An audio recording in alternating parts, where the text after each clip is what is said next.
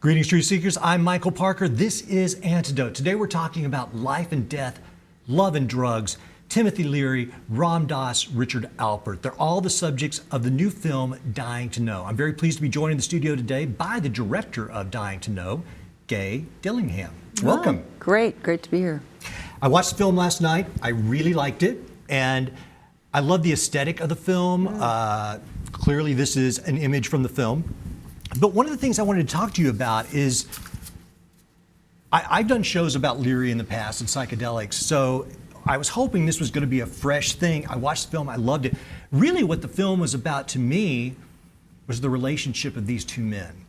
And the centerpiece of this film is this particular conversation between them at Leary's house, December '95. Mm-hmm. They had been estranged. How did this happen? Well, we had been having dinner, some very close friends in Los Angeles here. Tim had been living here for 20 years. And my husband came up with the idea. Well, first we said, this is a historical moment, because Tim had just announced he was dying in the media. So we said, what could we do that could be interesting? And so my husband came up with the idea, let's bring Ram Dass down and put him together with Tim. And at the time, I wouldn't have thought of that, because I was born in '65. So that became, for me, the portal to the whole film, their relationship, because that's what fascinated me. So that first dialogue in '95 was beautiful. I mean, I went with the set and setting. Let's create the conditions for these two old soulmate friends who had both been estranged for a period of time, but also had come back together. But this was the last time they were ever filmed together. And it was a very meaningful moment, because Ram Dass was the first person that Tim called when he found out he was dying, because he knew that he would understand what this death would be like relative to all the deaths that they practiced with the psychedelic work that they had done, the ego deaths. We're going to return to the death theme, because that is it's in the title, Dying to Know. But there were other themes in the film that were a pleasant surprise to me and made it fresh. And one of the things that was so enjoyable to me was the Richard Alpert, Ram Dass, Timothy Leary kind of bromance. I mean, they clearly adored each other. And listen, back in my 20s, you know, I took the psychedelics, I read Be Here Now, I was reading Carl Jung and Hermann Hesse and all that, but I hadn't revisited that material in a long time, so I didn't know so much about, especially Richard Alpert, Ram Dass's personal life. Upon looking at the film, I would say that Leary's relationship with Ram Dass was perhaps his most successful relationship. The relationship, you're right, that's the key that captured my attention, and that's why that's the portal of the film. And so often in our culture we forget that life happens in relationship, and I don't think largely what our generation would be benefiting from right now would have happened without these two men together, supporting each other, playing off each other. And for our generation, we really inherited caricatures of these guys. They were glorified, they were demonized. Agreed. Yeah. And I realized, you know, that's what the media culture handed me. And so when I met them on Tim's deathbed and got to know them, it was, you know, meeting these intelligent, charismatic, flawed, but beautiful human beings. And the human story is what captured me. And to be able to see Timothy Leary, who particularly had been demonized and scapegoated as the reason all the research got shut down and so forth. But to see him, the truth of him and his life, but through a lens of love, which was Ram Dass. Ram Dass loved him. So Ram Dass could help tell his story, but through a lens of love instead of judgment. So that is what's different about this. It's like, how do we actually, we're all human doing the best we can. And these two men really impacted, influenced our culture. And we are getting back to the research now, which is using psychedelics and mind-expanding drugs to work with end-of-life issues, dying patients and anxiety, addiction. It goes on and on. So post-traumatic stress from you know, Iraq veterans and things like that. Yeah, so really relooking at many things, life and death, but the drug war. You know, we have too many casualties for victimless crimes, people in prison for. You know, we should have access to our own consciousness as we wish as adults. That is one of the themes that we talk about on this show all the time, which is the sovereignty of our own mind and our spirit. On this show, we've talked a lot about Leary, so I want to talk a little bit more about Ram Dass, because when I was watching the film, and like you said, we come at this caricature of the two men, and I've always had mixed feelings about Timothy Leary. I thought he made a lot of his own problems. Yeah. And certainly he wasn't Agreed. responsible for all the things that was put upon him. But let's talk about Ram Dass. What is one of the most surprising things that you learned about Ram Dass, Richard Alpert, from this film? God, what did I not learn? I mean, looking at the arc of his life, and because this took so long, I mean, I started in 1995, set it down for a lot of years. Ram Dass had a stroke in 97. And Ram Dass, even from 95 through today, because he's still alive and lives in Maui, and is really impacting even a whole new generation. These kids show up at some of these screenings with Be Here Now under their arm. They've really learned a lot through his website, ramdass.org, which has a lot of his teachings, both old and new, on his website. But to see how much more he even had to grow since his stroke, and that enlightenment doesn't happen overnight, as much as we all may strive for certain things like that. His practice, a lifelong practice, he's as close to anybody I've ever known to living in a state of unconditional love. Ram Dass, I mean... And yet, the thing that surprised me was he thought he was finished with his growth before his stroke. And then he realized how much further he had to go. I did not know until this film that he was gay. And then at the, maybe that's how out of the loop I am. But like I said, he hadn't talked about it publicly. Right, and I haven't revisited a lot of this material for a long time. In the film, you show that, 5 years ago or something, he finds out he has a son out of nowhere. I mean, that's a huge change in your life. Yeah, a beautiful son, too. Yes. They didn't even know who he was. He had to Google him. Had no idea who Ram Dass or Richard Alpert was. So that was a surprise. It's a beautiful man. Peter is his name. And they now have a nice, beautiful relationship with a family, and they visit. And he's got that kind of compassionate heart that Ram Dass says. You just want to sit down and pour your heart out to him. So yeah, lots of surprises in this film. Well, another surprise in the film, I'm sorry, I didn't mean to cut you off, is, clearly Timothy Leary, Ram Dass, everyone thinks altered states of consciousness and tons of psychedelic drugs, but this film's also about love. And I would argue, while I was watching the film, I was like, well, love is an altered state of consciousness. This is definitely a love story. Between two men that are not, it wasn't a physical love, but it was definitely, they call each other soulmates. That's right. And well, it was a beautiful thing to watch because old friends, when they reunite, especially after a period of estrangement, and they had both gone their different ways, and they thought that they had different paths, and Leary didn't seem to be that impressed with Ram Dass's, Richard Alpert's spiritual development. But when they came back together as friends, it's like nothing had changed that much. Right. Yeah. I often called it like it was like the archetype of the mind speaking with the archetype of the heart. And I use the yin-yang symbol a lot in the film, but Ram Dass actually at one point said, oh, but Timothy had a very big heart. And clearly Ram Dass had a very big intellect. So for me, the film's a bit autobiographical because I'm a little bit of both those guys. A little bit of RD, a little bit of Tim, in that the doubter, the scientist, the rascal, back to the faith-based, of course we go on after we die, which is more the Ram Dass kind of point of view and focus on his spiritual life. And you say, yes, he's gay, and it was imagine being born in 1931 as a gay man, a wealthy Jewish East Coast family. So it also set him apart as an outlier. And he said he felt like an outcast, but it's also what set him up to be that partner, that Butch Cassidy and Sundance, that cosmic kind of buddy. It's kind of a cosmic buddy film. Sure. Set him up to help be the outlier that enabled them to both push the entire culture and generation into a new, paradigm. I'm glad you brought up Butch Cassidy and the Sundance Kid because Robert Redford is the narrator, which I was very impressed about. But there's a lot of luminaries in this film. You've got, is it Huston Smith or Houston Smith? Houston Smith. Houston Smith and Andrew Weil. Now here again, this is something I didn't know, and I'm embarrassed to say that. Maybe everybody knew this.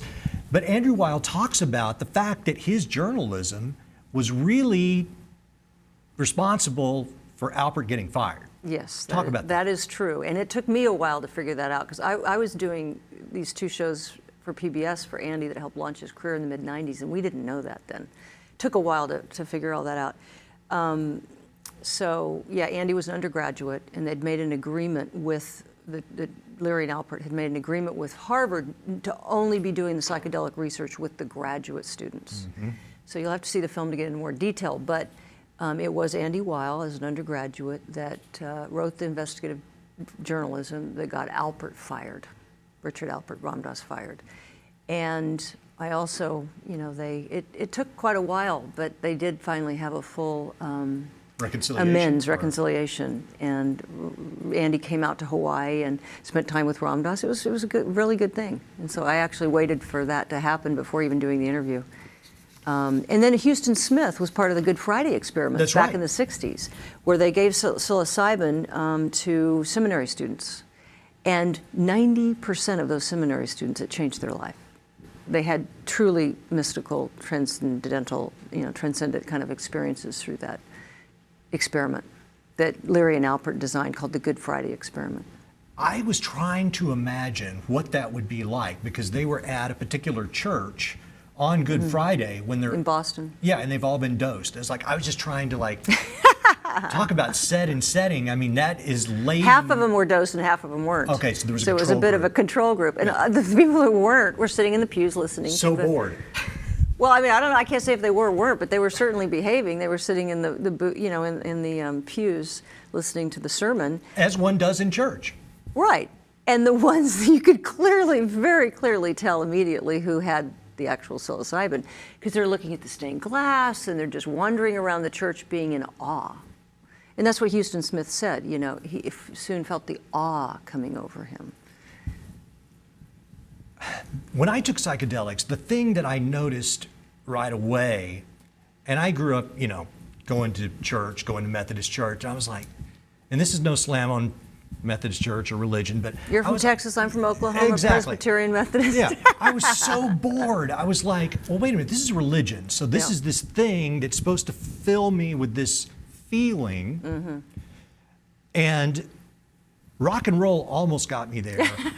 And then psychedelics got me all the way there. And what I would always tell people is like, this is what religion should feel like. Because or maybe that's just my opinion, but I mean, it gave me this understanding of the larger cosmos and my place within it that church just never did. Yeah, it gave you a reference point. I mean, now I can approach these traditions differently because I have a different reference point. And it's that direct access to spirit, which is inside every one of us. And that's why, you know, particularly Ram Dass's and Tim, and you'll see at the end of the film how their kind of philosophies and teachings come together. Go within, and that is your direct access to, the awareness is what closes that space between the individual and God, or whatever you want to call it. And it's ironic that Richard Alpert was the first one to be fired after 100 years from Harvard. Ralph Waldo Emerson was previously 100 years earlier for basically saying you have direct access to God. Well, let's return to the death thing as well, because here again, people have their opinions and their characters about these two men, and most of that has to do with just thinking about psychedelics. Yet, towards the end of their life, they both talked about this subject of death quite a bit, but they approached it differently. And what I found interesting was that Timothy Leary, God knows how many times he dosed, and you have this connection with spirit that you're talking about. Yet, as he approached his own death, it seemed to me like he felt like he wasn't afraid of it, and he embraced it, but he thought there was nothing after. And Ram Dass, on the other hand, clearly had other ideas. Correct. And at the same time, you know, Zach Leary, his adopted son's on our team, and he expressed quite a bit that Tim really did come closer to Ram Dass's point of view at the end. That makes sense to me. Right. And the reason these two men attracted me so much is they have a very fresh conversation and very different about something that is the most important, really, piece of our landscape, in the human landscape, this horizon that is a mystery. And I didn't want to try to tell anybody what the answer is because I don't know, but I want the questions to be asked. I want us to, it's okay to talk about it. And I got a lot of pushback about even having the word dying in the title. So that's why I made the film. And I will say that almost 100% of people walk out saying how inspired they are. So here you have a film about life and death and drugs, and people feel inspired about it because they're allowed to have their own thoughts and feelings and just kind of, and so our distribution that we're doing with this film is really meant to, right now, only in theaters, have deep conversations afterwards. I invite people from the community in, whether they intersect with drug policy or hospice or just really interesting luminaries from the community. And we have these conversations, generational conversations after the film. And you don't get that if you're in your own home living room. I mean, it's good if you have your friends over and you can talk, but I really am committed to this idea of, the modern campfire, which is, theater provides that, but not just theater, but a way in which we gather around our storytelling so we can look at our past and contemplate our future and experience it communally. Feel it together. So that's why we've been doing this independently and really taking our time and going city to city. And it's been really rewarding. I've got 17, 18-year-olds with Be Here Now under their arm next to baby boomers, maybe in their 70s or 80s, and having, the kids asking for guidance. And it's just been a really beautiful, rewarding process, and I never would have thought of Timothy Leary, yes, Ram Dass, but would be a family film. So I say, parents, bring your kids, grandkids, or kids, bring your parents and grandparents, because it kind of opens up a conversation that I guess has been waiting to happen. Certainly, and they talk about, in the beginning of the film, when they talk about death, and this is certainly true, that death is a taboo subject, especially in Western culture. I mean, when our loved ones pass away, we immediately hand them over to someone else to embalm them and put them in a box or cremate them or whatever. And we kind of disassociate ourselves from this thing, and death is a part of life. And I think that both of these men embraced that idea. Yeah, and certainly, I lost a brother when I was 17. And that changed my world, kind of brought me to my knees and helped me start waking up a little earlier. But I also, at that moment, realized how upside down we were in our culture, how repressed we were around something so important. So I've been thinking and feeling through this particular issue in our culture since I was 17. And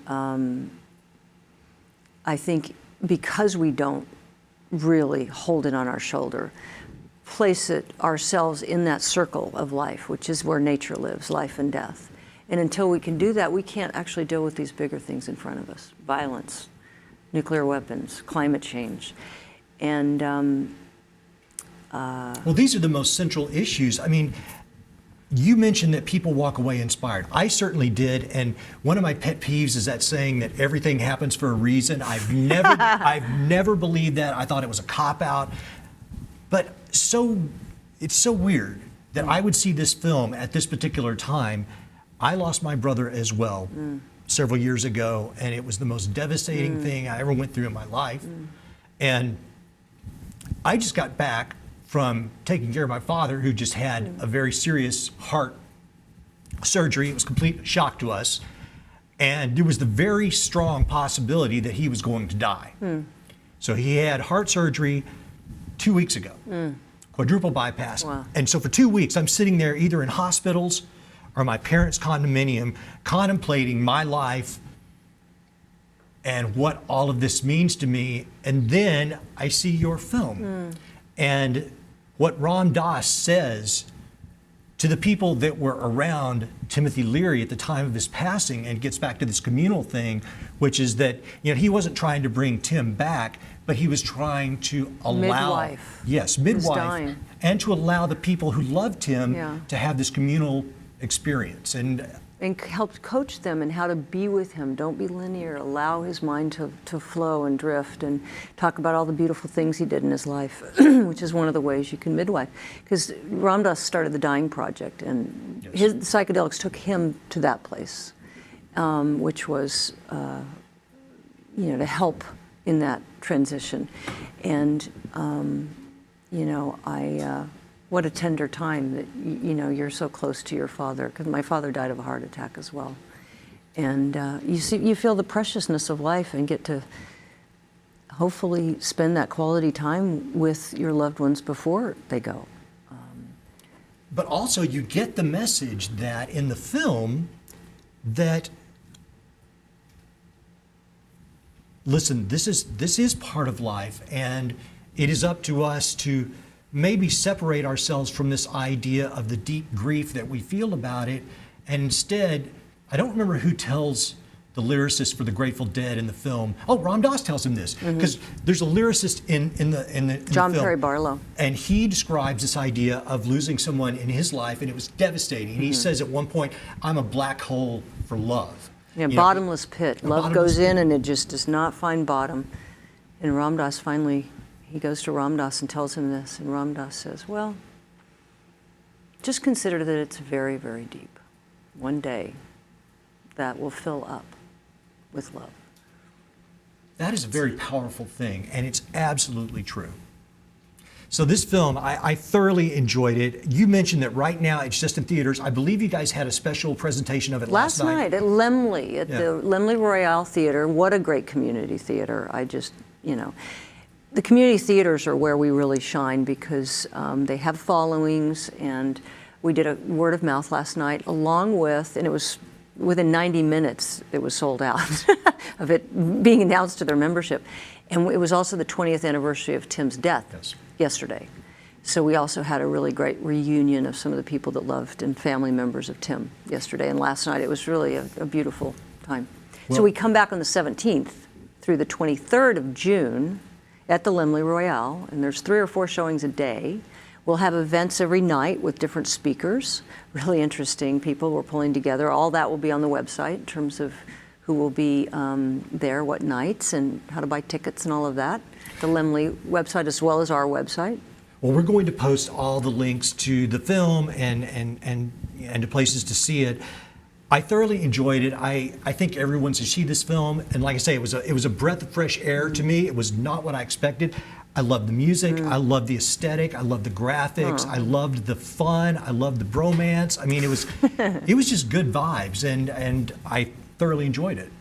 I'm really glad. After 20 years, I'm glad it's actually landing in a tender, beautiful place for people. Well, this was clearly a labor of love, and as you mentioned, I mean, you've invested 20 some odd years on and off making this film, which that alone is remarkable. And you guys set up that discussion between Ram Dass and Leary at the end of his life. That footage was remarkable. There's so much great archival footage in this film. You've done a wonderful job. And next time you come back, we'll talk about all these other wild things that you do. But Gay, thank you so much. I wish you continued luck. Thank you. And you guys see this film. It is really good. It's called Dying to Know, Ram Dass and Timothy Leary. My name is Michael Parker. This has been Antidote. I hope you enjoyed this. We are going to be going on hiatus for the summer, but don't despair. We will be back.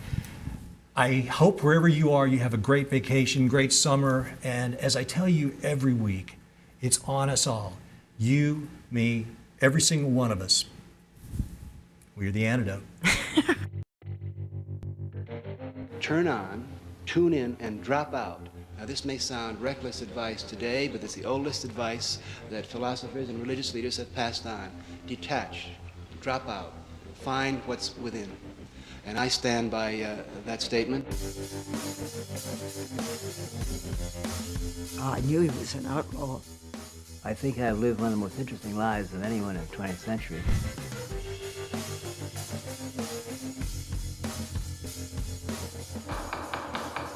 Yes, sir. Since 1960, I've been the director of a research project at Harvard. Under my personal supervision, witnessed over 3,000 ingestions of LSD. Well, can you briefly describe the effect of it? No, sir. I just like what this film explores. It's a love story between two people drawn together for almost spiritual reasons. They blew open this psychedelic world. It ended the 1950s. Leary and Albert will be remembered as cultural icons, very influential people in not only American culture, but world culture. They are iconic figures who stepped off the map. That evil man Dr. Timothy Leary. You have to be quite a badass to get locked up for your ideas. That's the mythic level that Timothy and I lived at, was we were adventurers. I've been in 40 jails and 4 continents. I haven't even been busted yet. What Ram Dass did for our culture was to open up a door of spirituality. When I discovered I was dying, I called Ram Dass because I knew he would understand. If you have identified with your soul when you're alive, death, it's just another moment.